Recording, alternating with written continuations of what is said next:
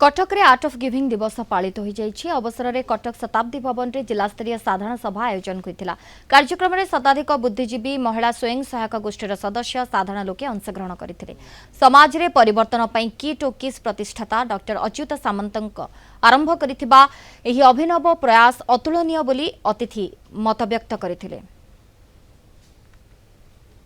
Doctor Achyut सामंत जे कि जड़े यशस्वी जड़े प्रतिभावान व्यक्ति तांकर जश केवल ओडिशा रे किंबा भारत रे सीमित नहीं, विश्व दरबार रे से अनन्य प्रतिभा जो माने शिक्षा पाइबार वंचित होउचंती आमे जदि किछि किछि तांको एनकरेज करबा ता से डॉक्टर अच्युत सामंतक पई आमर बुद्धिजीवी मानकर श्रेय अवदान रही। भल लगुच गोटे समाज दबार देव आनंद ताको शेयर करिया से गोटे बहुत सुंदर पदक्षेप खाली आम ओडिशा भारत नहीं सारा विश्व से गोटे उदाहरण होती। आर्ट ऑफ गिविंग गोटे केवल कार्यक्रम नुहे यह जीवन धारा जहाँ 222 देश रे 30 लाख रु ऊर्ध्व लोक प्रभावित कर पारिछि।